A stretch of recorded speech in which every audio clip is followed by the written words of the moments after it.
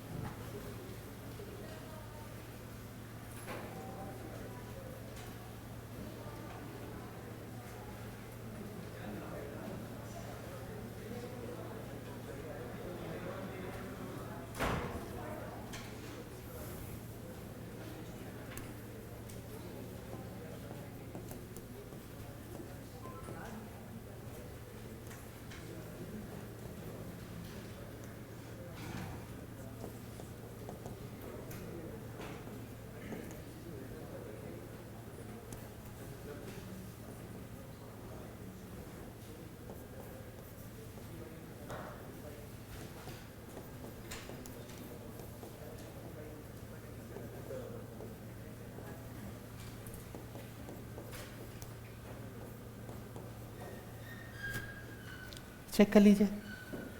RT by MW की value आप क्या लिख सकते हो, P by D.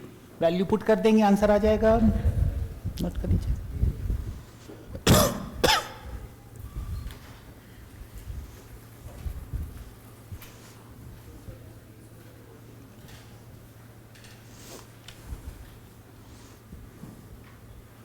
Values directly आपको SI सिस्टम में दी गई हैं, आंसर आ जाएगा डायरेक्टली।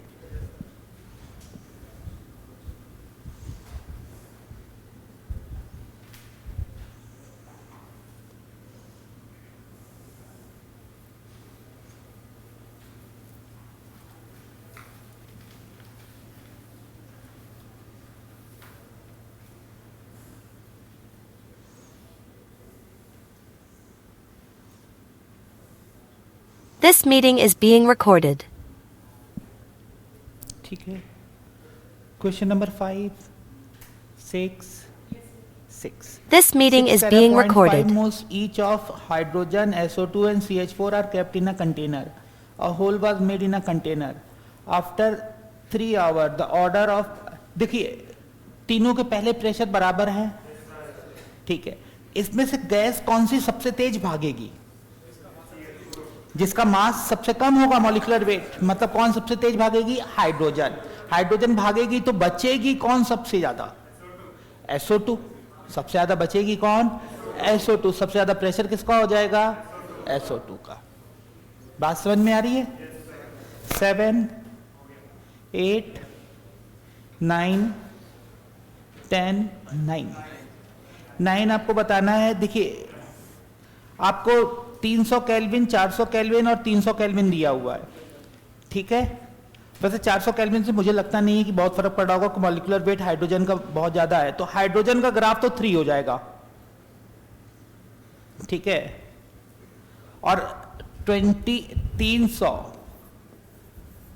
बाय 28 और 400 बाय 32, जल्दी से चेक करके बताओ कौन सा ज्यादा है।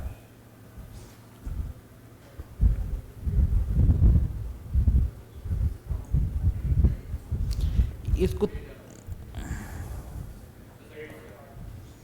सेकंड वाला ज्यादा है,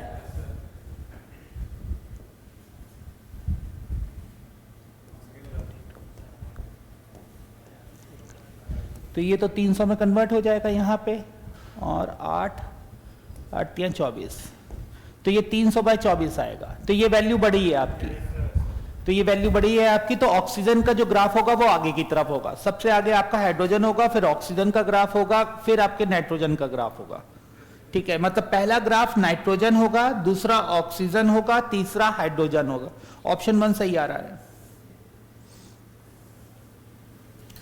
क्वेश्चन नंबर 10, 11 कह रहे for the reaction 2NH3 gives N2 plus 3H2 what is the percentage of NH3 converted if the mixture diffuses as fast as that of SO2 under similar condition.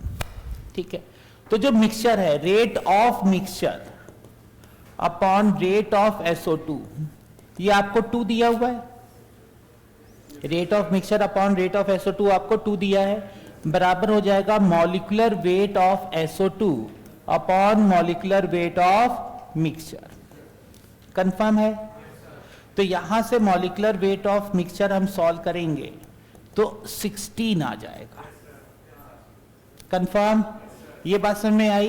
Reaction में कई बार ऐसा देगा mixture वाला, तो सबसे पहले हमें क्या करना है, मिक्सचर का मॉलिक्यूलर वेट निकाल लेना है. कंफर्म? फिर आपकी रिएक्शन दी हुई है ammonia gives N2 plus H2. ठीक है यहां तक? इसके मैंने मोल्स मान लिए 1. कितने गए हैं? X. ठीक है, इसके कितने बने हैं? x/2. इसके कितने बने हैं? 3x/2. कंफर्म है? अब देखो मिक्सचर का मॉलिक्यूलर वेट कितना हो जाएगा, इसके moles into molecular weight plus x/2 into, sorry यहां 28 नहीं होगा, इनटू 17 होगा, plus x/2 into 28 plus 3x/2 into 2. ठीक है, moles into molecular weight divided by total moles. Total moles कितने हैं? 1 minus x plus x/2 plus 3x/2 बराबर किसके कर दो? जो मिक्सचर का मॉलिक्यूलर वेट आया. कंफर्म? नोट करिए, ये x आपका फ्रैक्शन आ जाएगा या डिग्री ऑफ डिसोसिएशन आ जाएगा. परसेंटेज निकालने के लिए क्या करेंगे? 100 से मल्टीप्लाई.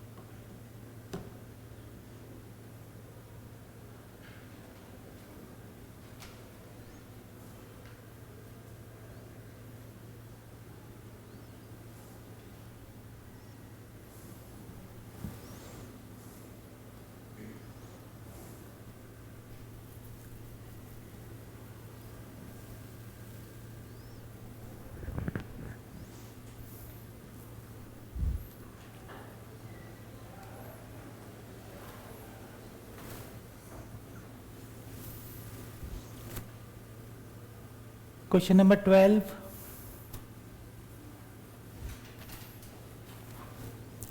13, 14, 14. 14 कह रहा है a rigid container containing 10 gram gas at some pressure and temperature. The gas has been allowed to escape. Do not consider as effusion of diffusion from the container due to which pressure of the gas becomes half of its initial pressure and temperature becomes 2/3 of its initial. क्या कह रहा भैया?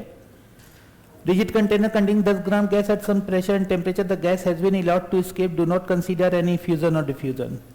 तो escape कैसे हुई है? From the container due to which pressure of the gas become half of its initial pressure and temperature. अच्छा, pressure becomes half of its initial pressure and temperature becomes 2/3 of its initial. Mass of gram escaped is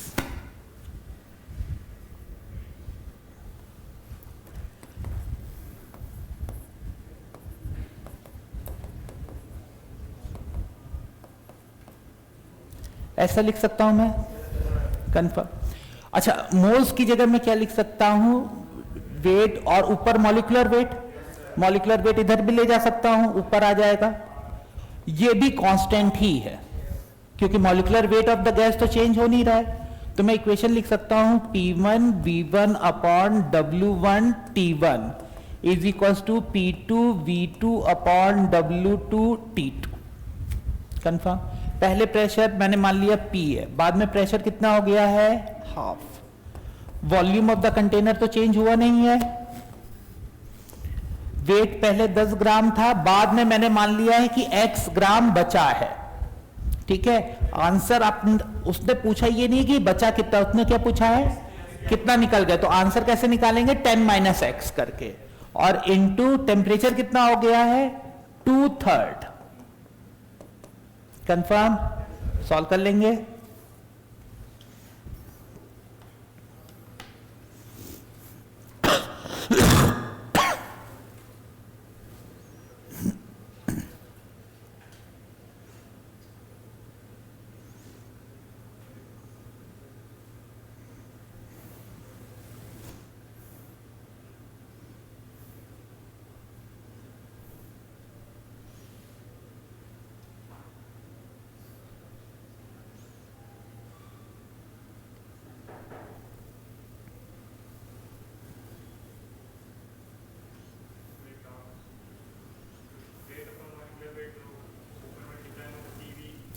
कहीं पे भी जाए constant ही रहेगा ना, वो हमने ध्यान ही नहीं दिया।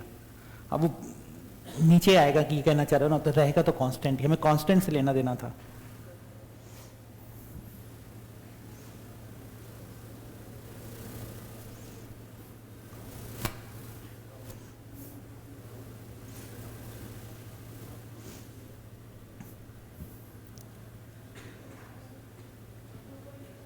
टू 2.5x आ रहा है, 10 - x आ रहा है, x आपका 7.5 आ रहा है। ठीक है, 14 पूछना है, अच्छा 14 था, 15, 16, 17, 18, 19, 20। होमवर्क में DPP 3 लिख लीजिए।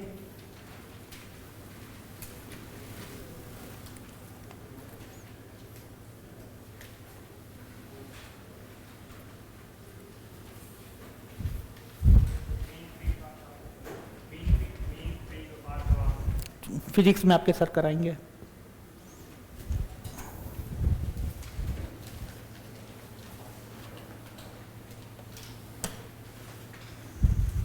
ठीक है, कॉपी में कहां तक हुआ है हमारा, हम लोग ने बात कर ली थी कि रिवर्सिबल क्या है, इरिवर्सिबल क्या है। ठीक है, देखिए कई बार जैसे ये कोई रिवर्सिबल प्रोसेस है आपकी, ठीक है, ये कोई रिवर्सिबल प्रोसेस है, तो वो इरिवर्सिबल प्रोसेस का वर्क डन निकालने के लिए इस तरह से ग्राफ बना देता है। रुक जाइए, कुछ लिखिएगा नहीं प्लीज, वो इस तरह से ग्राफ बना देता है। तो ये जो एरिया अंडर द कर्व है, ये हम कह देते हैं वर्क डन किसका है, रिवर्सिबल का। और ये जो आ रहा है आपका, ये जो वर्क डन आ रहा है, ये वर्क डन किसका आ रहा है आपका, इरिवर्सिबल का। यहां तक कुछ गलत नहीं है, यहां तक कुछ गलत नहीं है, पर ध्यान रखिएगा इरिवर्सिबल के लिए आप कभी भी फंक्शन नहीं लिख सकते, कभी भी आप ग्राफ नहीं बना सकते। ठीक है, आपको अभी फिलहाल सिर्फ ये स्टेटमेंट ये लिखना है कि अगर आपको कभी भी फंक्शन दिया हुआ है या ग्राफ दिया हुआ है सवाल में, तो वो रिवर्सिबल लिखे या ना लिखे, प्रोसेस सिर्फ रिवर्सिबल हो सकती है। इरिवर्सिबल प्रोसेस के लिए ना तो कभी ग्राफ खींचा जा सकता है, ना कभी फंक्शन। इस तरह से वर्क डन निकालने का तरीका गड़बड़ नहीं है, लेकिन ये ग्राफ बनाना गड़बड़ है। आप ग्राफ नहीं बना सकते हैं, ये नोट कर लीजिए।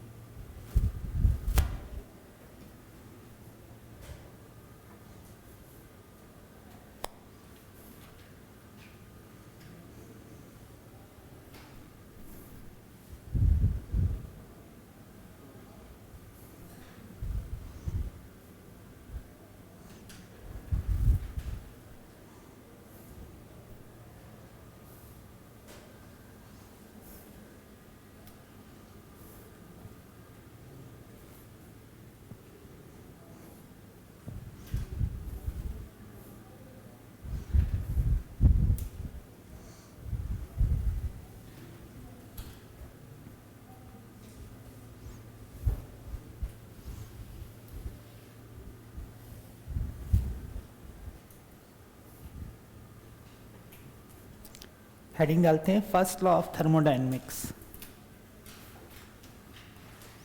फर्स्ट लॉ, एक बेकार सा सवाल है, पूछा जाता है first law is related to, ठीक है, first law is energy conservation law, ठीक है, ये सवाल जरूर पूछा जाता है कि फर्स्ट लॉ किस पे रिलेटेड है या किससे रिलेटेड है, तो हमेशा ध्यान रखिएगा first law just energy conservation है।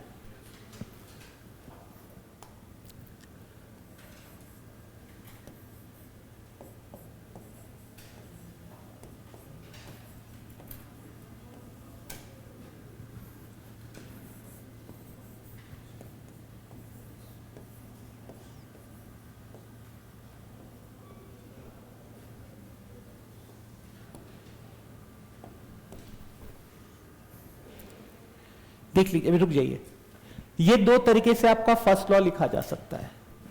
dq is energy provided to the system. dq is कितनी एनर्जी तुम दे रहे हो, confirm, given to the system है।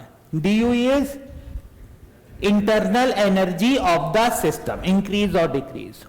जब तुम dw लिखते हो तो तुम्हें बाय या ऑन करके लिखने की आदत होनी चाहिए, वरना कंफ्यूजन होता है। फिजिक्स में जो तुम्हारा फर्स्ट लॉ यूज होता है वो ये फॉर्मूला है, और वहीं केमिस्ट्री में जो फर्स्ट लॉ यूज होता है वो, दोनों फॉर्मूले बिल्कुल सही है भाई। ये कोई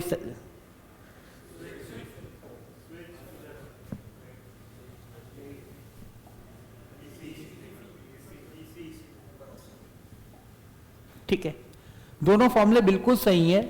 आप बाय द सिस्टम की वर्क की बात कर रहे हो या ऑन द सिस्टम। कभी कभी वो सिर्फ सवाल में सिर्फ कहता है वर्क, फाइंड वर्क, ठीक है। अगर फिजिक्स में कह रहा है तो आपको वर्क बाय द सिस्टम निकालना चाहिए, और केमिस्ट्री में कह रहा है तो वर्क ऑन द सिस्टम, ठीक है। बस ये ध्यान रखना है, मैं जो सॉल्व करूंगा, मेरी जो आदत है फॉर्मूला यूज करने की, वो पहला वाला फॉर्मूला है। तो मैंने मान लीजिए कि आपका वर्क का कुछ फॉर्मूला लिखा हुआ है, तो ये वर्क मैंने कौन सा लिखा हुआ है, बाय द सिस्टम का, ठीक है। मान लो ये आ रहा है +4, और तुमसे सवाल में सिर्फ वर्क पूछा गया है, तो तुम्हें आंसर +4 नहीं लिखना है, तुम्हें क्या लिखना है, -4। बात समझ में आ रही है, क्योंकि वहां वर्क की बात कर रहा होगा तो कौन से वर्क की बात कर रहा होगा, वर्क ऑन द सिस्टम। दोनों फॉर्मूले नोट कर लीजिए। अब ये जाएगा कैसे, ठीक,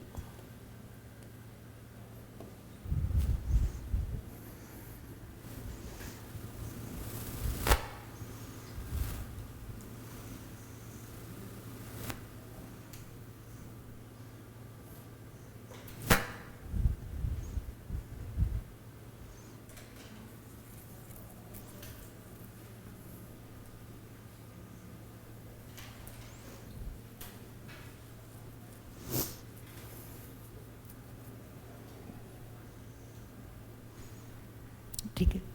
लिखिए isochoric process and isobaric process. इसमें रिवर्सिबल और इरिवर्सिबल दोनों केसेस के आंसर्स मैच करते हैं। आइसोकोरिक प्रोसेस और आइसोबारिक प्रोसेस, इसमें रिवर्सिबल और इरिवर्सिबल के आंसर्स मैच करते हैं। मतलब हमें रिवर्सिबल और इरिवर्सिबल को अलग अलग सॉल्व करने की कोई जरूरत नहीं है। जो रिवर्सिबल के लिए आंसर आएगा वही इरिवर्सिबल के लिए आंसर आएगा।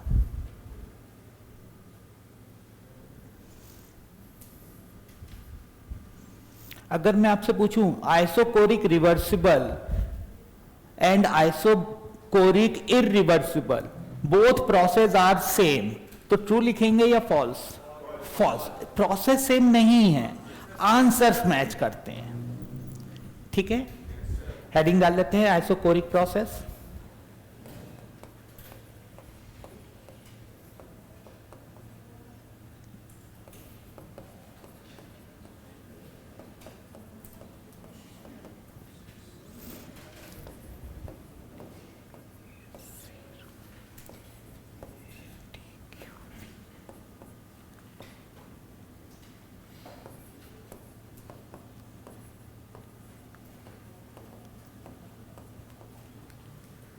मेरी बात समझिए, देखिए मेरा ये जो मैं लिख रहा हूं इसको रीड करना या समझना समझिए। मैंने यहाँ DQ नहीं लिखा हुआ है, DQV लिखा हुआ है। देखिए जो भी आपकी स्टेट फंक्शन है जो पाथ इंडिपेंडेंट है उनमें पाथ नहीं लिखा जाता, लेकिन जो भी पाथ पे डिपेंड करते हुए सिस्टम है उसमें पाथ लिखना जरूरी होता है। Confirm? DQV is an CVDT। देखिए हीट कैपेसिटी भी पाथ पे डिपेंड करती है ना? तो जो C है सिर्फ C नहीं लिखा जाएगा, क्या लिखा जाएगा? CV। आइसोबारिक में CP, आइसोबारिक में इसी जगह क्या हो जाएगा? CP। तो NCVDT इज इक्वल टू हो जाएगा DU। DW आपका 0 हो जाएगा, ये PDV है, DV इज 0, तो ये वहां से कितना हो जाएगा? 0। तो delta W for isochoric is 0। Delta U is equal to NCV delta T। Confirm? Note कर लीजिए।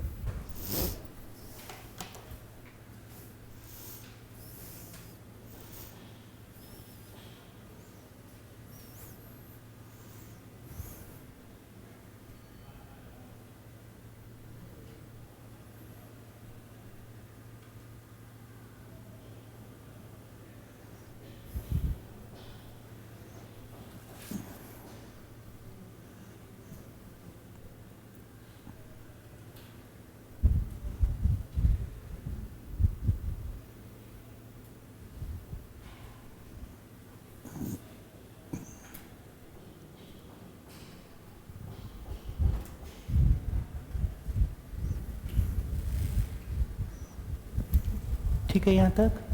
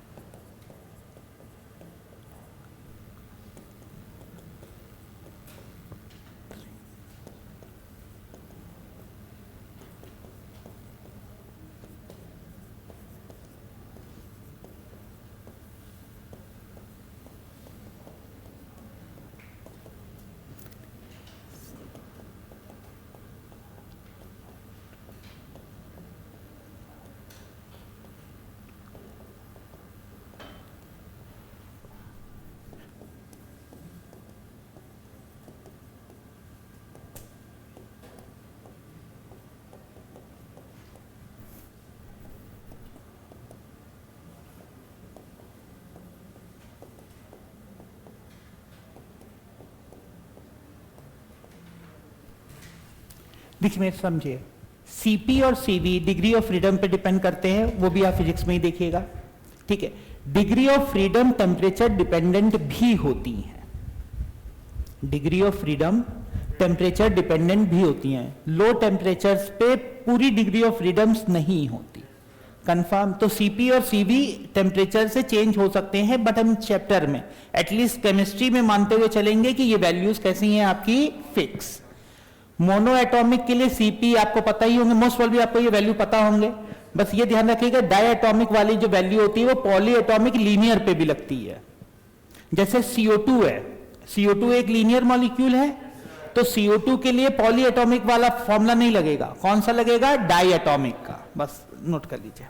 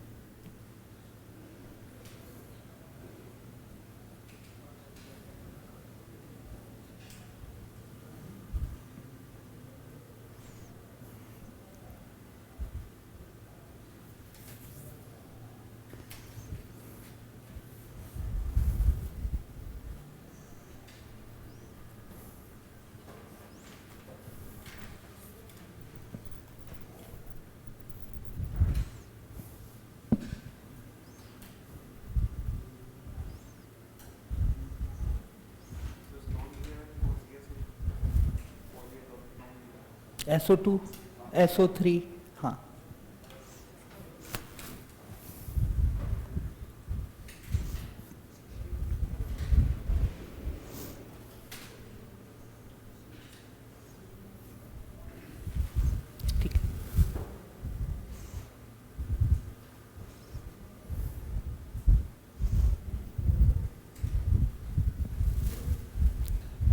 ठीक है, यहां तक हेडिंग डालते हैं आइसोबारिक प्रोसेस।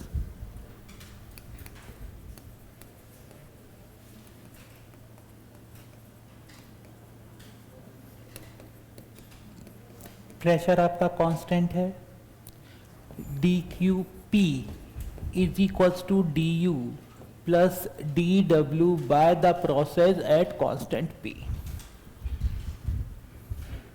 ठीक है, यहां तक देखिए dQP की जगह मैं क्या लिख सकता हूं, NCP dt कंफर्म।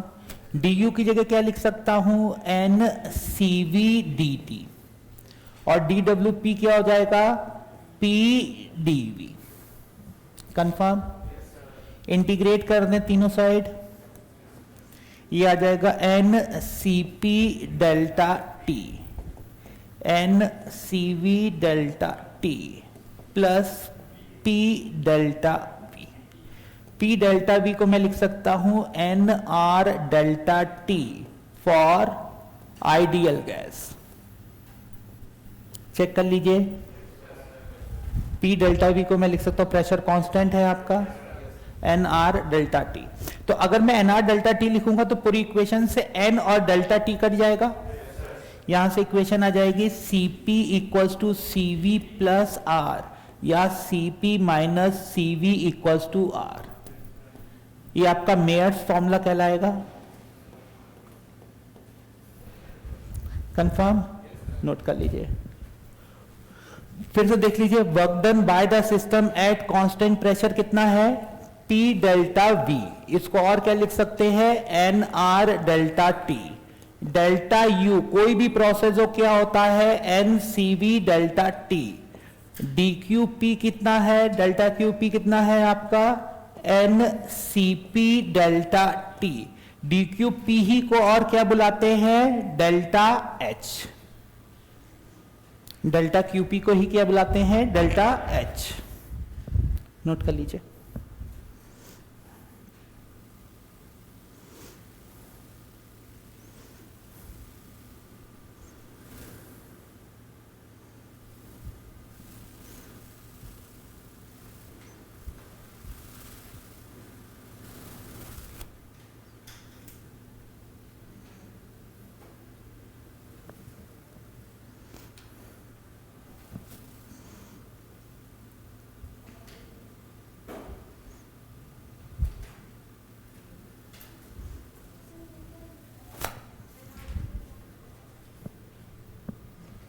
ये for ideal gas, P delta V को NR डेल्टा T में, ये जो मैंने फॉर्मूला निकाला है ना, ये रियल गैस के लिए वैलिड नहीं होता है, ये सिर्फ किसके लिए वैलिड है, आइडियल के लिए।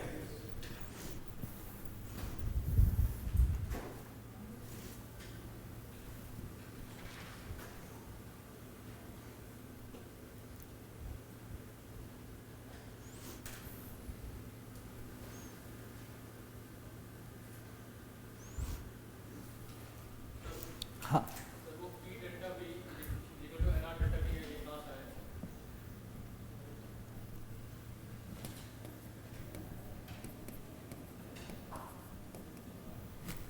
PV इक्वल्स टू NRT होता है। ठीक है, इसको मैं डिफरेंशिएट करूं तो ये दो वेरिएबल है, पहला कांस्टेंट मान करके दूसरे का डिफरेंशिएशन प्लस दूसरा कांस्टेंट मान करके इज इक्वल्स टू NRDT हो जाएगा। कंफर्म। प्रेशर कांस्टेंट है, प्रेशर कांस्टेंट है तो ये टर्म कितना हो जाएगा, 0। तो PdV is equals to NRDT आ जाएगा। प्रेशर कांस्टेंट है, इंटीग्रेट कर ले तो ये हो जाएगा P delta V is equals to NR delta T।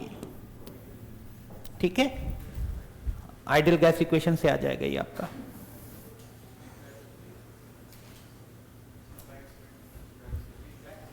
Back slide.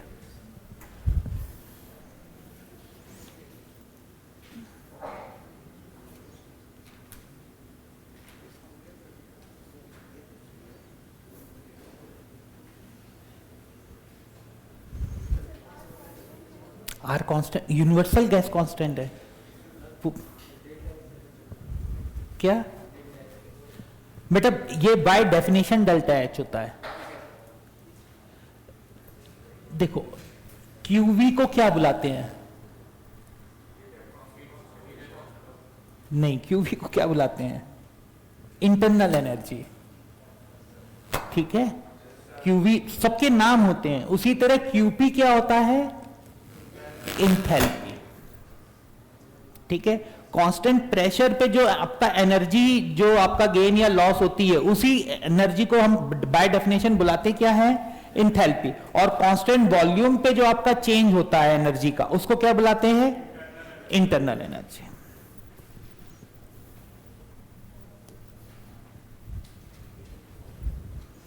ठीक है, यहां तक। देखिए, इसके बाद हम जितनी भी प्रोसेस करेंगे उसमें रिवर्सिबल और इरिवर्सिबल क्या होगी? अलग। तो इरिवर्सिबल प्रोसेस में एक दो चीजें समझ लें, लिखें। For irreversible process the formula for work done will be always P external V2 minus V1।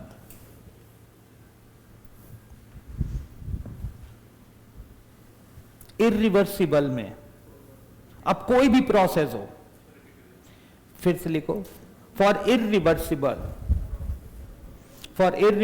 Process the formula for work done will always be P external V2 minus V1। ये जो W लिखा है मैंने, bye the system है या on the system? Bye the system. मैं हमेशा formula किसका लिखूंगा? बाय द सिस्टम का। कंफर्म? लिखिए, देखिए यहां पे V2 और V1 किसका है?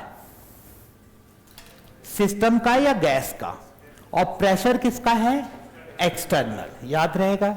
लिखिए, for the process to be valid, P external must also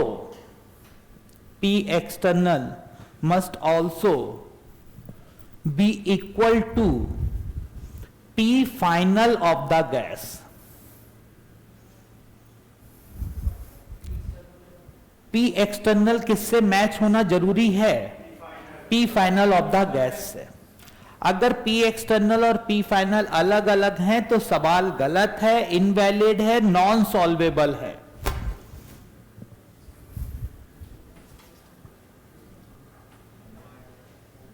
ठीक है, यहां तक।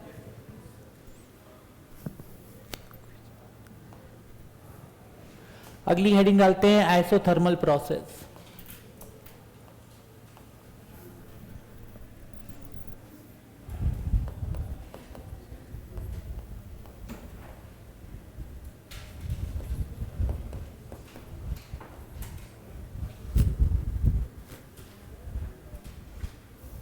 ठीक है, अगर आपको याद हो तो मुझे बताएंगे सीटी कितना होता है?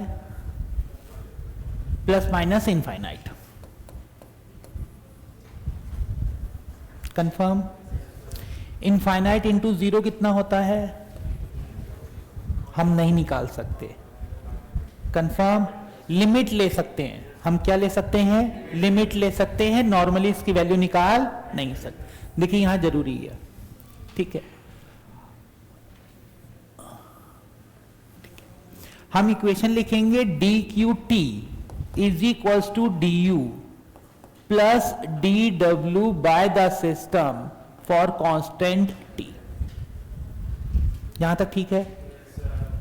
डी क्यू टी की जगह लिखेंगे N C T D T. Confirm?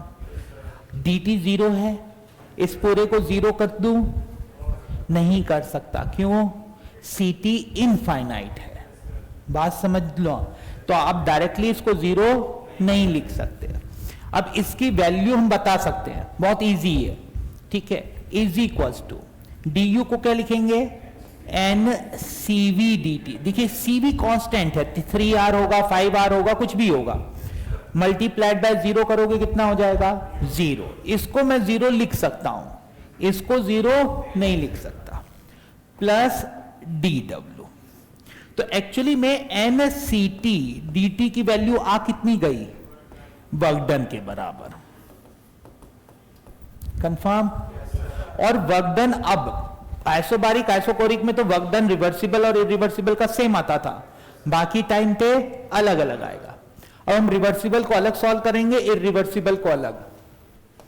मान लेते हैं ये प्रोसेस रिवर्सिबल है, तो dw बाय द सिस्टम क्या लिखा जा सकता है, pdv का इंटीग्रेशन v1 से लेकर के v2 तक, इसको क्या लिखा जा सकता है, pdv का इंटीग्रेशन। अच्छा, प्रेशर भी वेरिएबल है, ठीक है। अच्छा, pv बराबर nRT लिख सकते हो, p बराबर nRT बाय v लिख सकते हो, तो ये dw बाय द सिस्टम कितना हो जाएगा, nRT by v dv integration v1 से लेकर के v2। देखिए n कांस्टेंट है, r कांस्टेंट है, t भी कांस्टेंट है, nRT बाहर आ जाएगा, तो dw की जगह अब डेल्टा w लिख लें क्योंकि इंटीग्रेशन यूज कर चुका हूं, तो ये आ जाएगा nRT और dv बाय v का इंटीग्रेशन होगा ln v2 बाय v1, और इसको लिखा जा सकता है 2.303 nRT log v2 by v1। अगर मैं आपसे कहूं कि आप केमिस्ट्री की बुक में फॉर्मूला देखेंगे तो क्या लिखा होगा, माइनस के साथ, वहां पे यही फॉर्मूला किसके साथ होगा, माइनस के साथ, क्योंकि मैंने बाय द सिस्टम के लिए निकाला, उन्होंने ऑन द सिस्टम के लिए। कंफर्म? तो ये वर्क डन का फॉर्मूला। देखिए du कितना है, 0। इसमें एक चीज और पूछता है, डेल्टा H कितना आएगा, 0। ये NCP डेल्टा T है या DT है, ये दोनों तो मतलब इनफाइनाइट तो कोई है नहीं, ये 0 है, 0 से मल्टीप्लाई करोगे तो आंसर कितना आएगा, 0। कंफर्म? और अगर इरिवर्सिबल की बात हो तो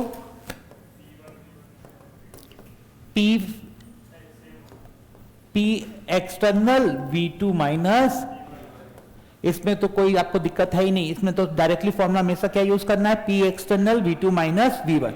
P एक्सटर्नल की जगह और क्या हो सकता है, P2 या P फाइनल, ठीक है, नोट कर लीजिए।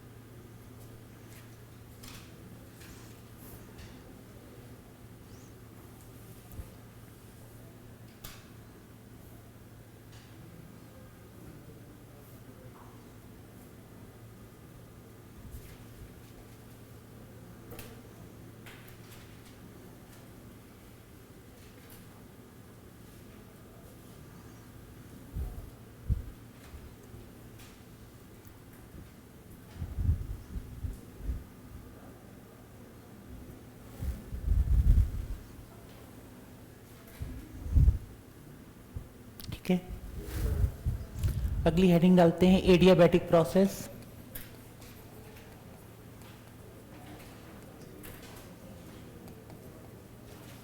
एडियाबैटिक प्रोसेस ऐसी प्रोसेस को बुलाते हैं जिसमें हीट एक्सचेंज कितना हो, जीरो। जिसमें हीट एक्सचेंज कितना हो, जीरो। ठीक है, तो अगर मैं इक्वेशन लिखूंगा तो मैं लिखूंगा D Q A is equals to D U plus D W. Confirm है? डी क्यू ए की जगह मैं क्या लिख दूंगा, जीरो। ठीक है, तो D W A is equals to क्या लिखा जा सकता है, माइनस डी यू।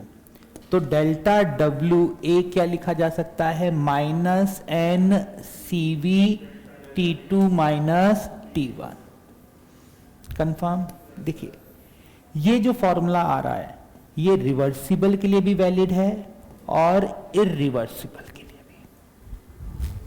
कंफर्म? सुनिए मेरी बात, एक कंफ्यूजन आएगा यहां से। अगर मैंने कहा कि ये रिवर्सिबल के लिए भी वैलिड है, क्योंकि अभी तो मैंने इक्वेशन का यूज किया नहीं है रिवर्सिबल का या इरिवर्सिबल का, तो अभी जो फॉर्मूले आ रहे हैं वो रिवर्सिबल के लिए वैलिड होंगे। और तो अगर रिवर्सिबल इरिवर्सिबल का फॉर्मूला सेम है तो ये कंफ्यूजन आ सकता है कि दोनों के वर्क डन सेम आएंगे ना। ठीक है, जो T2 आएगा स्टार्टिंग में तो तुमने T1 दोनों के लिए सेम ले लिया इनिशियल पोजीशन, तो जो फाइनल आएगी T2 रिवर्सिबल जो आएगा और T2 इरिवर्सिबल जो आएगा वो दोनों कैसे आएंगे, अलग अलग। ठीक है, फॉर्मूला सेम है, आंसर सेम नहीं आएंगे। नोट कर लीजिए पहले यहां तक।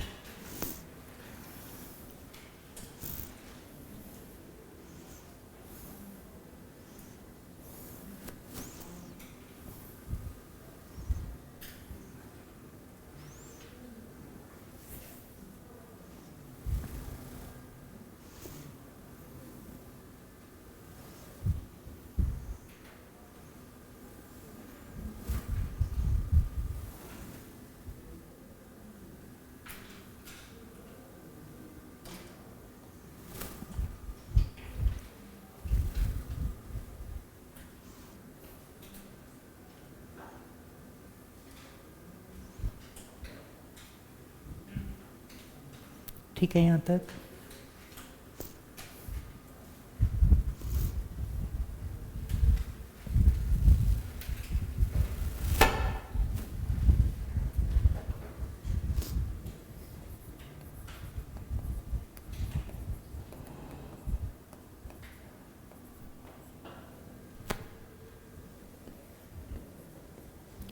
प्लीज मत लिखिएगा।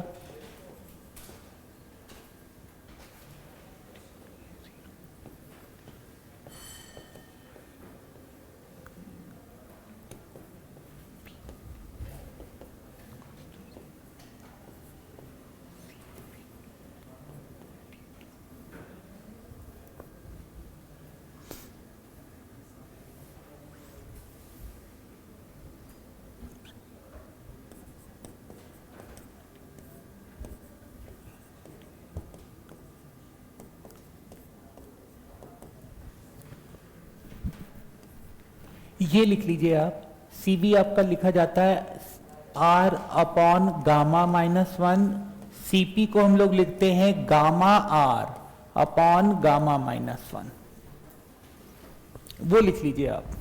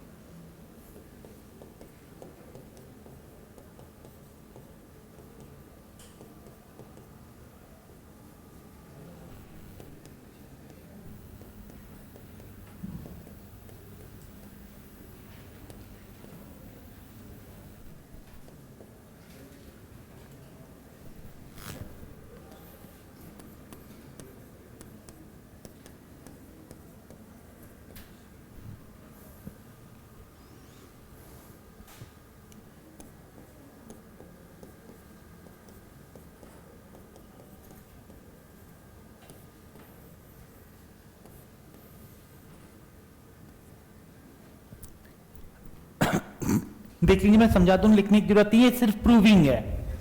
वो पीवी की पावर, वो जो 3 फॉर्मूले आते थे उनकी जस्ट मैंने यहाँ पे प्रूविंग की हुई है। ठीक है, किसी का बहुत लिखने का मन कर रहा हो तो एक अलग बात है। dq आपका 0 है, dw बराबर माइनस du आ जाएगा। इक्वेशन बन जाएगी, dw को मैं रिवर्सिबल के लिए लिख सकता हूं pdv, तो pdv आ जाएगा आपका माइनस का ncv dt। ठीक है, p की जगह लिख दिया nRT बाय v, ठीक है, इंटू dv बराबर हो गया ncv की जगह लिख दिया r upon gamma minus 1 dt। पूरी इक्वेशन में n और r कट गए आपके, तो यहां आ गया dv बाय v, t को इधर ले गया, गामा माइनस 1 को इधर ले आया, तो dv by v into gamma minus 1 is equal to minus of dt by t। ठीक है, तो इसका इंटीग्रेशन हुआ dv बाय v का ln v2 बाय v1, इसका हो गया t2 बाय t1। अच्छा, यहां पे मान लो कोई कांस्टेंट है, अगर इसकी कुछ पावर x होती तो वो बाहर आकर के मल्टीप्लाई हो जाती है, तो बाहर अगर कुछ मल्टीप्लाई हो तो मैं पावर में भी ले जा सकता हूं। तो मैं इस पूरे सिस्टम को यहां पावर में ले गया, यहां माइनस था तो ln t1 बाय t2 कर दिया। ठीक है यहां तक। फिर दोनों साइड एंटी लॉग ले लिया, पॉजिटिव था, कोई लेना देना नहीं था, तो v2 की power gamma minus 1 upon v1 की पावर बराबर t1 अपॉन t2 हो गया। तो दोनों को मैंने v2 को एक साइड, v2 t2 को एक साइड कर लिया, v1 t1 को। अब ये दोनों चूंकि बराबर है, जैसे मान लो p1 v1 बराबर p2 v2 हो, तो मैं क्या लिख सकता हूं, pv इज कांस्टेंट। तो यहां पे ये फंक्शन आया था, तो मैंने इसको क्या लिख दिया, कांस्टेंट। फिर मैनिपुलेट करोगे तो एक फॉर्मूला ये और एक फॉर्मूला, तो ये जो 3 फॉर्मूले हैं, बस इसमें एक ही इंपॉर्टेंट, ये तो 3 फॉर्मूले लिखने ही है। ये फॉर्मूले वैलिड किसके लिए है, रिवर्सिबल एडियाबैटिक के लिए। नॉर्मल एडियाबैटिक के लिए ये वैलिड लिख लीजिए।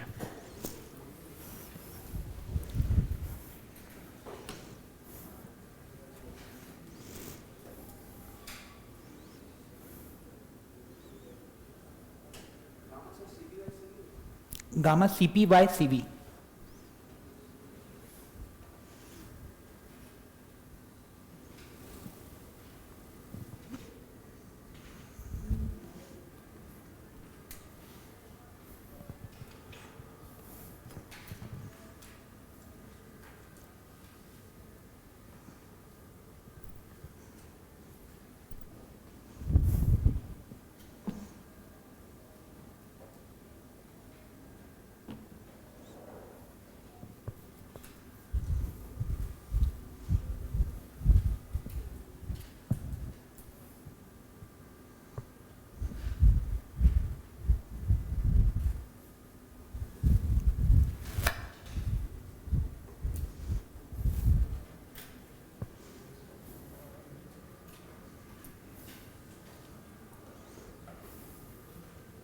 ठीक है यहां तक। हाँ, दोनों के लिए, हाँ, दोनों के लिए मैंने ये लिखवाया था कि फॉर्मूला दोनों के लिए सेम आता है, आंसर मैच नहीं आएंगे। ठीक है, जैसे मैंने कहा एडियाबैटिक प्रोसेस है, एडियाबैटिक प्रोसेस है, तो इसके 2 पार्ट हो सकते हैं, रिवर्सिबल भी हो सकती है, और मैंने तुमसे कहा कि इनिशियल कंडीशन है P1 V1 और T1, और बाद में तुम्हारा P2 दिया हुआ है। कोई एक टर्म दे दो, P2 दे दो चाहे V2 दे दो, कोई एक ही दो, बाकी सब मत दो। ठीक है, तो मुझे यहां पे क्या निकालना है, V2 निकालना है और T2 निकालना है। कैसे निकालेंगे, मैं इक्वेशन लगाऊंगा, P1 V1 की power gamma is equal to P2 V2 की पावर, इससे क्या निकालूंगा, V2। कंफर्म। अब मैं लगाऊंगा P2 V2 is equal to nRT2। अब ये वाला फॉर्मूला नहीं लगाऊंगा, देखो पावर गामा को झेलना आसान नहीं है, कंफर्म ना। तो अब इस इक्वेशन को लगाना, V2 निकल ही गया है, अब यहां से क्या निकल आएगा, T2। तो रिवर्सिबल के लिए इनिशियल कंडीशंस अगर पता हो तो फाइनल निकाल सकते हैं, कंफर्म। अब इरिवर्सिबल के लिए देख लो, इरिवर्सिबल के लिए बहुत मतलब यही तरीका है जो मैं बताने जा रहा हूं सॉल्व करने का। ठीक है, इरिवर्सिबल में मैंने तुमसे कहा कि मैंने P1 दे दिया, V1 दे दिया, T1 दे दिया, ये दिया हुआ है, गैस भी दी हुई है तो गामा भी दिया हुआ है, और मैंने बाद में तुम्हें कोई एक ही चीज दे दी, P2 दे दी। ठीक है, मुझे V2 बताओ, T2 बताओ और वर्क बताओ।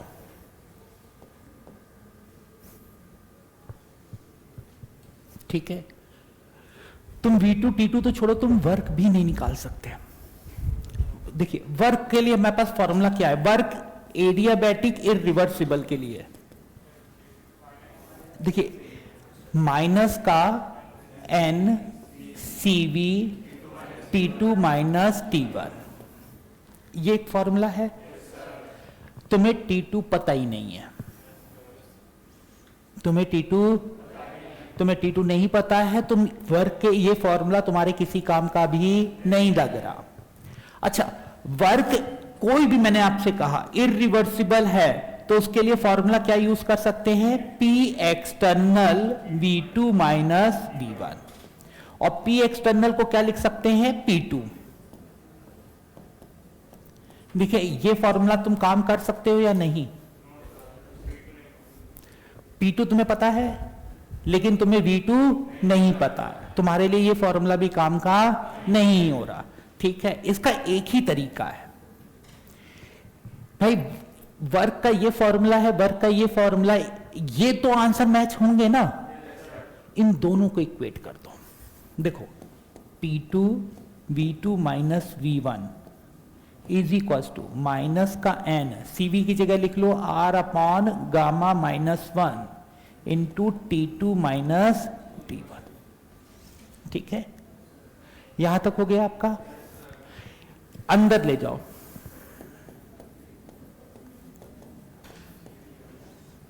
देखो V2 की जगह मैं क्या लिख सकता हूं, NR T2 by P2, NR T2 by P2 minus NR T1 by P1, NR upon gamma minus 1 T1 minus T2 लिख दूं इसको। देखिए ध्यान से NR कैंसिल हो जाएगा, NR आपका कैंसिल हो जाएगा, गामा आपको पता है, P2 पता है, T1 पता है, अकेला अननोन यहां कौन सा है, T2। चेक कर लीजिए इस पूरी इक्वेशन में अकेला अननोन कौन सा है, T2। T2 पता लगेगा, T2 पता लगेगा तो V2 निकाल लोगे। हाँ, P2 V2 is equal to NR T2। अब V2 भी निकल आएगा, वर्क डन निकल आएगा, हाँ T2 निकल आएगा तो वर्क डन निकल आएगा। मेरी बात समझ में आई? तो इरिवर्सिबल एडियाबैटिक में कैसे रिलेट करते हैं, वर्क डन के दोनों फॉर्मूले इक्वेट करके, और रिवर्सिबल में क्या करते हैं, पीवी की पावर गामा यूज करके। पक्का इस चीज को अच्छे से लिख लेना। रिवर्सिबल में तो फॉर्मूला है तुम्हारे पास पीवी की पावर गामा, इरिवर्सिबल में कैसे करना है, वर्क डन के दोनों फॉर्मूलों को इक्वेट करके।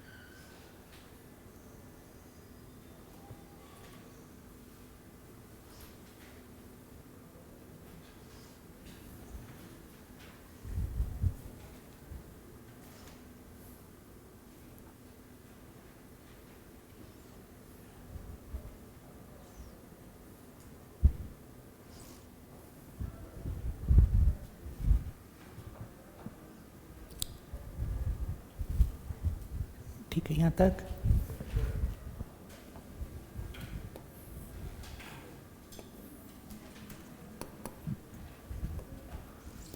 अगर मैं आपसे पूछूं ये ग्राफ किसका है?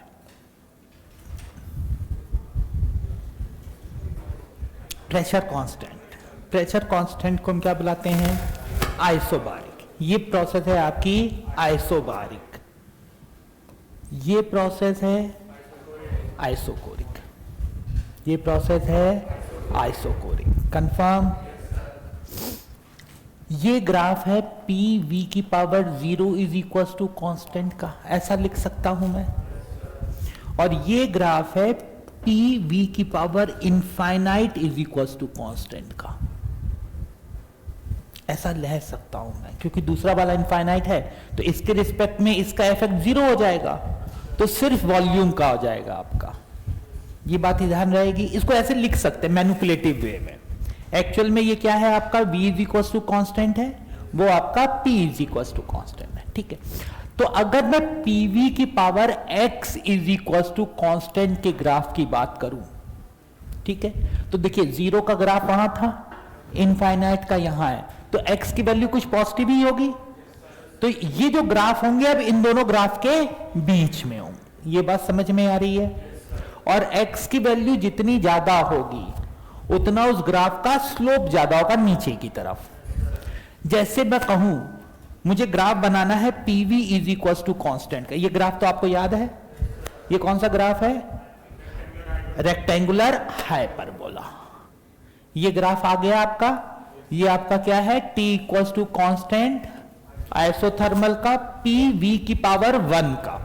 अगर मैं pv की पावर हाफ का ग्राफ बनाऊं तो वो इस एरिया में आएगा कि इस एरिया में आएगा? ऊपर। ये बात समझ में है? pv की पावर हाफ और pv की पावर स्क्वायर का नीचे। अगर मैं बनाने जा रहा हूं pv की पावर गामा का, ठीक है, गामा की वैल्यूज क्या क्या हैं? पहले के लिए 5/3 1.66, दूसरे के लिए 7/5 या 1.4, और वो ट्राई एटॉमिक वाले के लिए, पॉलीएटॉमिक के लिए 4/3 या 1.33। तो एडियाबैटिक के जितने भी ग्राफ आएंगे आइसोथर्मल से नीचे, और एडियाबैटिक के भी 3 ग्राफ बना रहा हूं मैं,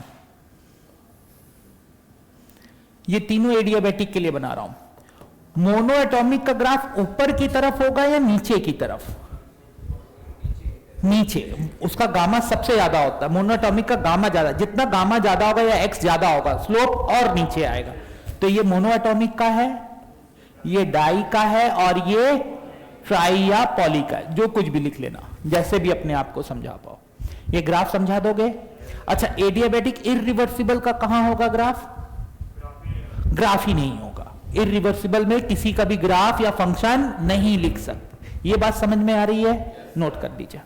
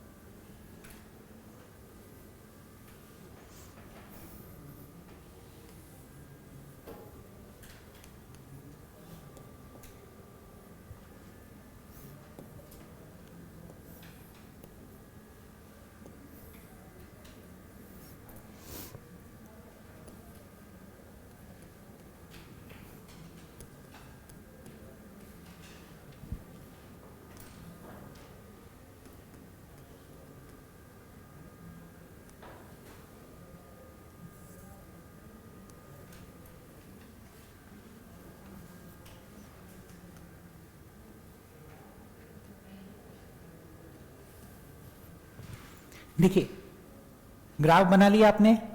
देखिए ये तब सही है, वैलिड है जब एक्सपेंशन हो। एक्सपेंशन में आइसोथर्मल और एडियाबैटिक में किसका ग्राफ नीचे होता है? एडियाबैटिक का। लेकिन अगर कंप्रेशन कर रहे हो तो ये उल्टा हो जाएगा। बात समझ में आ रही है? तब ये आपका वॉल्यूम कांस्टेंट है, ये आपका प्रेशर कांस्टेंट है। सबसे ऊपर ग्राफ किसका होगा? मोनो का। एडियाबैटिक में मोनो का। और इन तीनों में मतलब अब आइसोथर्मल का ग्राफ नीचे होगा और एडियाबैटिक के ग्राफ ऊपर होंगे। कंफर्म? आइसोथर्मल से किसका ग्राफ सबसे पास होता है? कौन से एडियाबैटिक का? ट्राई वाले का। और मोनो का सबसे दूर।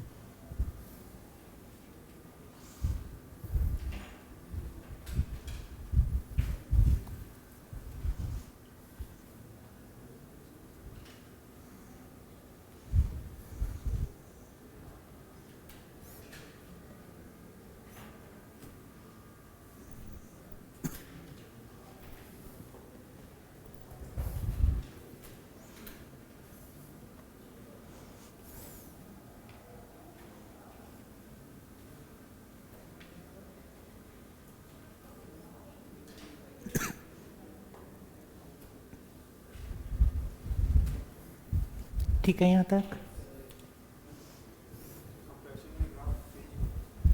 अरे मेरे भाई, इस ग्राफ को इधर की तरफ आगे बढ़ाओगे ऐसा जाएगा, और इस ग्राफ को आगे की तरफ बढ़ाओगे ऐसा जाएगा। अब ऊपर कौन होगा? ये तो सीधी सी सोचने वाली बात है ना। ठीक है, तो उल्टी तरफ कंप्रेशन में उल्टा हो जाएगा, एक्सपेंशन में उल्टा रहेगा। कंफर्म है यहां तक? आगे लिखते हैं। देखिए अगर मैं आपसे कहूं, मैंने आपको CV बताया, CP बताया है, CA बताया है, CT बताया। CA कितना होता है? 0। CT plus minus infinite. ये तो आपको वैल्यूज बताई है। अगर मैं आपसे पूछूं कितनी प्रोसेस पॉसिबल हैं? इनफाइनाइट। अरे बात समझो ना, कितने ग्राफ खींच सकते हो? इनफाइनाइट। बात समझ में आ रही? कितनी प्रोसेस पॉसिबल है? इनफाइनाइट। तो क्या हम सारी प्रोसेस यहां सॉल्व कर सकते हैं? नहीं। ये बात कंफर्म समझ में आ रही है? हम सारी प्रोसेस सॉल्व नहीं कर सकते। कुछ बेसिक प्रोसेस या फेमस प्रोसेस सॉल्व की जाती हैं, ठीक है, तो लेकिन अलग प्रोसेस आ जाए तो डील कैसे करना है? आ सकती है ना, कोई दूसरी प्रोसेस भी आ सकती है। तो सबसे पहले लिखते हैं finding heat capacity for different process.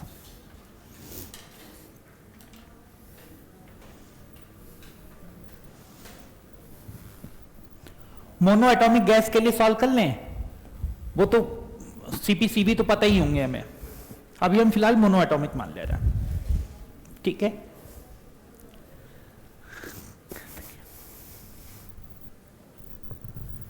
ठीक है, कोई भी पावर बोल दीजिए। 5। लेट सपोज मुझे इसको सॉल्व करना है। देखिए अभी लिखिएगा नहीं, बाद में आपको समझ में आ जाए तब आराम से नोट करिएगा, ठीक है। मुझे इस प्रोसेस को सॉल्व करना है, ठीक है।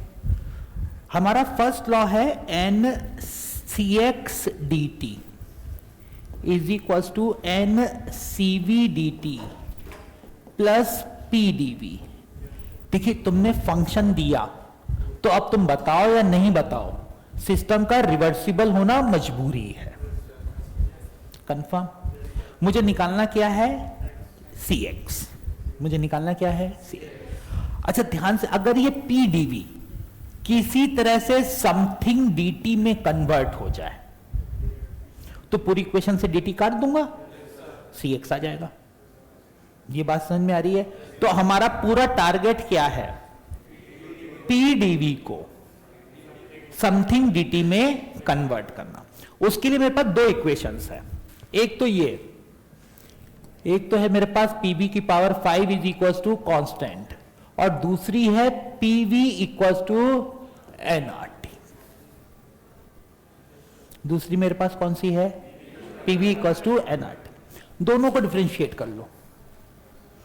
पहली इक्वेशन में पहला कांस्टेंट v की पावर 5 का v की पावर 4 dv प्लस v की पावर 5 dp इक्वल्स टू 0।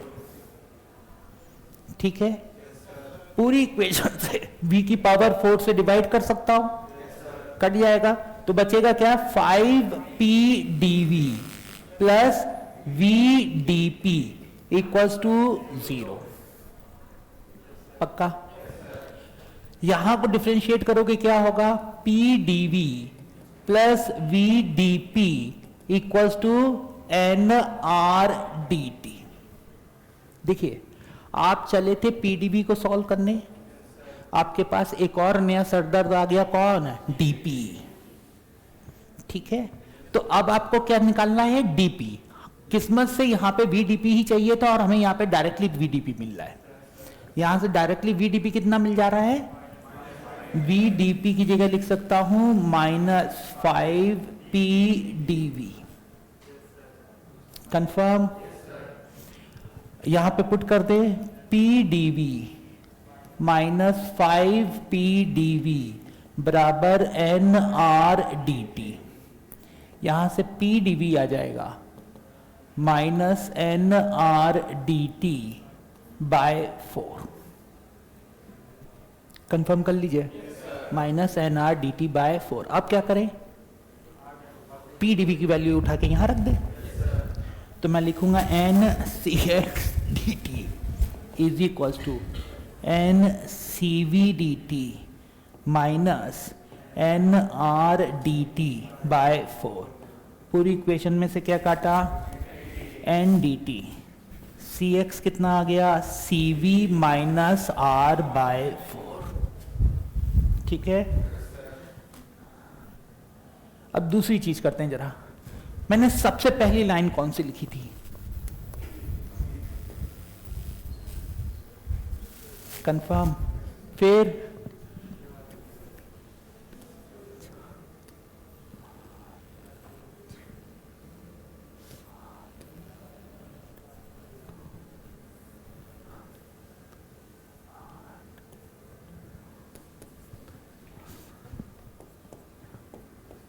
ये मेरा ऑर्डर था सॉल्व करने का, वरना चाहो तो आप वीडियो में कंफर्म भी कर सकते हो।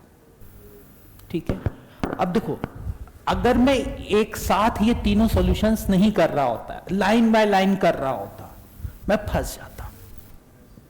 मेरी बात समझो, क्योंकि मैं दूसरी लाइन लिखने के बाद फिर उसको सॉल्व करने लगता, तो फिर इसमें मैं यहां पे फंस जाता, हाँ या ना? तो मैंने तीन अलग पार्ट करके सॉल्व कर लिया उसे। तीन इक्वेशन से तीन अलग इक्वेशंस को सॉल्व किया, जहां जिसकी जरूरत पड़ी वहां से उसे ट्रांसफर कर दिया। बात समझ में आ रही है? नोट करिए।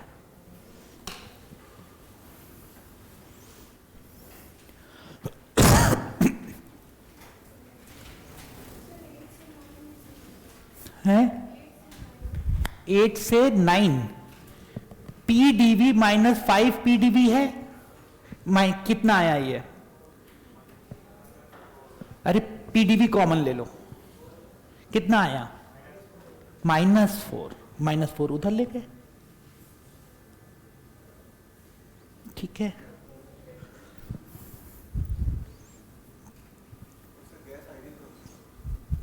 गैस आइडियल मान के ही सॉल्व करना है। रियल गैस के लिए हाँ सर बनेगी नहीं। रियल गैस तो की इक्वेशन समझ रहे हो तुम? P + A / n स्क्वायर, उसको डिफरेंशिएट करने बैठे तो हाँ, आइडियल गैस के लिए ही आना है सवाल, रियल गैस के लिए नहीं आएगा।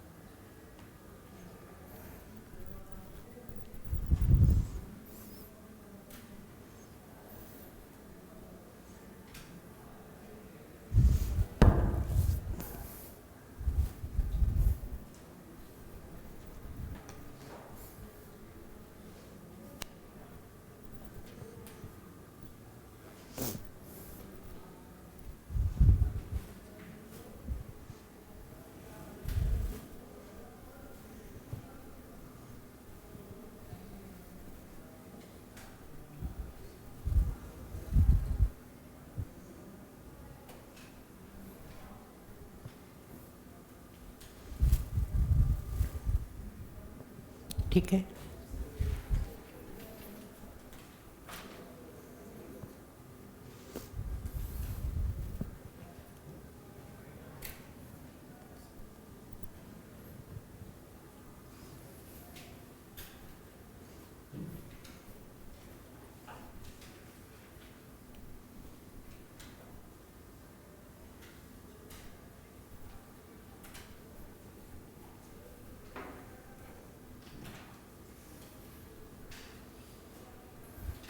ठीक है।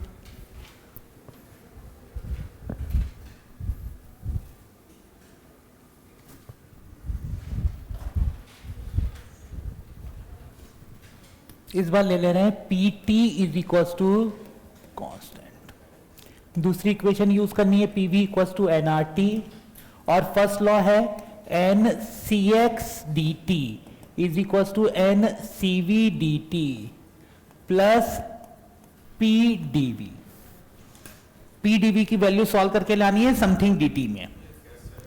पहले इसको डिफरेंशिएट किया, P D T plus T D P equals to 0।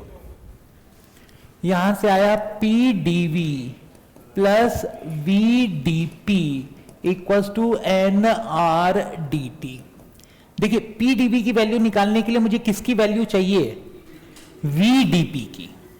मुझे किसकी वैल्यू चाहिए? वी डी पी की। डीपी यहां पर है, डीपी यहां पर है, तो पहले तो मैं डीपी की वैल्यू टी डी पी बराबर माइनस का P D T, T D P बराबर माइनस का पी डी टी हो जाएगा। टी डी पी मैं लिख लू DP is equal to minus का P D T by T हो जाएगा। पूरी इक्वेशन को 20 से मल्टीप्लाई कर दूं, ठीक है। तो देखिए वी डी पी कितना आया?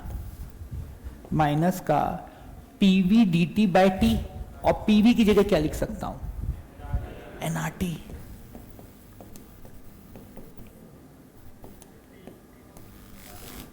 तो वी डी पी मेरा सॉल्व करके कितना आ गया? माइनस का N R D T. Confirm? यहां रखते हैं पी डी वी माइनस का N R D T is equal to N R D T. P D V कितना आ गया? 2 NR dt। यहां लिखते हैं N C X D T is equal to N C V D T plus 2NR dt। पूरी equation में से N D T गया, सी एक्स आ गया सी वी प्लस 2R। कंफर्म है? देखो इसमें एक ही बात ध्यान रखनी है, जैसे वो ट्रिग्नोमेट्री के हाई स्कूल में सवाल होते थे ना कि एलएचएस बराबर आरएचएस प्रूफ करना है, तो थोड़ी देर अगर लगे रहो तो हो ही जाता था, है ना। वैसे यही सवाल है, अगर आप लगे रहेंगे, आपको क्योंकि आइडिया मालूम है कि आपको पहले क्या सॉल्व करना है, पीडीवी निकालना है। पीडीवी निकालने के लिए आपको क्या निकालना है? वीडीपी निकालना है। आपको बेसिक आइडिया पता ही है, थोड़ी देर लगे रहोगे सॉल्व हो जाएगा। अब जैसे यहां पे मेरे को डायरेक्टली वीडीपी नहीं मिल रहा था, ना मिले, डीपी तो मिलेगा, वी से मल्टीप्लाई करके वीडीपी निकाल लेंगे। यहां कुछ भी है देख लिया जाएगा। कंफर्म? नोट करो।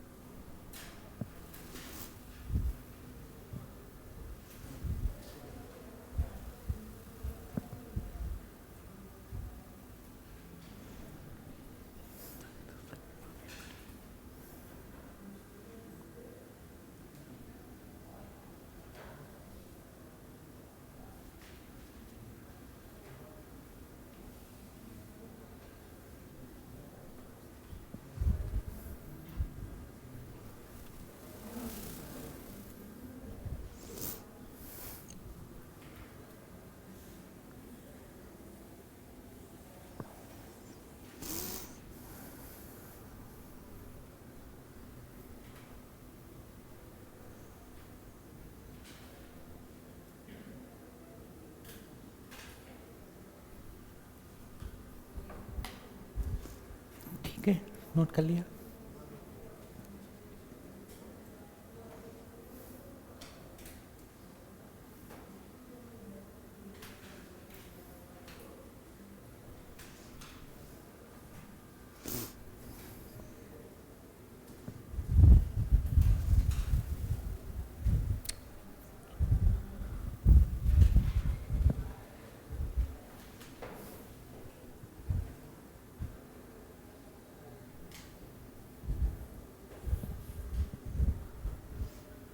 ठीक है, दे अगला सवाल।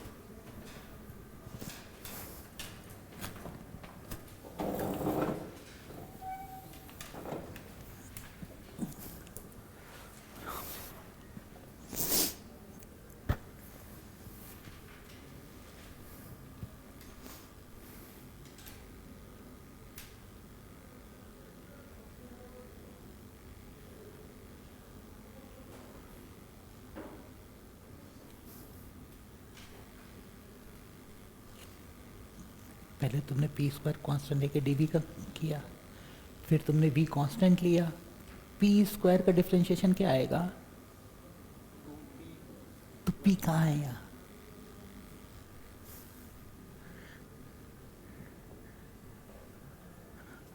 एक पी तो काट ही दो। हाँ, तो इक्वेशन क्या बनी?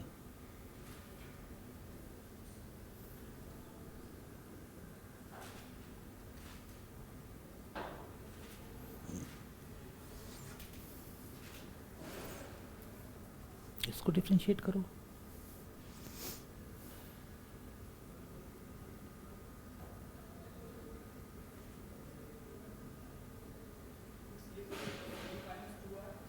-2r, मुझे नहीं मालूम भाई। यहां से VDP की वैल्यू निकालो।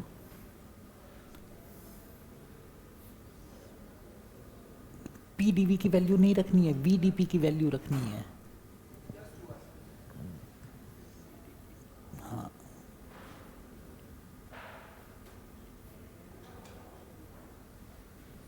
-PDV/2।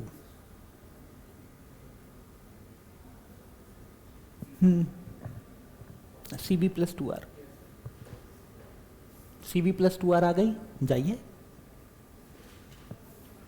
जिनका भी आंसर CV + 2r आया है, मतलब आ गया है, वो जा सकते हैं। हाँ, तो डाउट पूछ लेना, रुक जाओ फिर।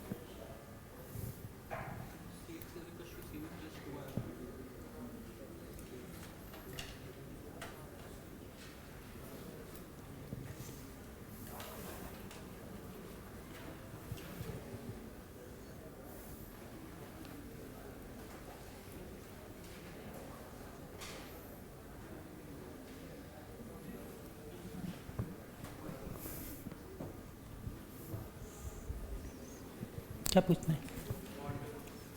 ये सवाल सॉल्व करके दिखाना है। हो गया? सबका तो नहीं हुआ होगा यार, नहीं हुआ, करके दिखाएं। देखो फिर से आसानी से देखो, एक इक्वेशन ये है तुम्हारी, कहां गया पेन? एक इक्वेशन है PV = nRT, और एक इक्वेशन है NCX dt = NCV dt + PDV। मुझे PDV की वैल्यू चाहिए, मुझे क्या चाहिए, इसको डिफरेंशिएट करोगे तो आता है PDV plus VDP is equal to N R D T. देखो मेरी बात समझो, ये इक्वेशन चेंज होगी, ये दोनों तो ऐसी ही रहनी है। यहां पे तुम्हें पीडीवी चाहिए तो तुम्हें यहां पे क्या चाहिए, वीडीपी। जो तुम्हें इक्वेशन दी गई है उसका काम क्या है, वीडीपी निकालना। इसको डिफरेंशिएट करो, P square DV plus P square का differentiation 2pv DV DP equals to 0। पूरी इक्वेशन में p से डिवाइड हो जाएगा। यहां से vdp निकालना है तो 2vdp बराबर माइनस pdv। तो vdp माइनस का pdv बाय 2, vdp आ गया। पहला काम हो गया मेरा। vdp की वैल्यू पुट कर दो, pdv minus pdv by 2 is equal to N R D T. ये बचेगा pdv by 2 N R D T. यहां से pdv कितना आ गया, 2 N R D T. Confirm. अब pdv की वैल्यू यहां पुट कर दो, N C X D T is equal to N C V D T plus 2 N R D T. C X कितना आ गया, सी वी प्लस 2 आर। ठीक है। अभी वैल्यू सीवी की पुट करनी है। मोनो की पुट करोगे तो 3r/2 करोगे, डायटोमिक होगा तो 5r/2 करोगे, जैसा होगा उसके लिए अलग अलग हो जाएगी। अरे हम सॉल्व करने जा रहे थे लेकिन सीवी की वैल्यू पुट ही नहीं करी। ठीक है, हाँ हाँ।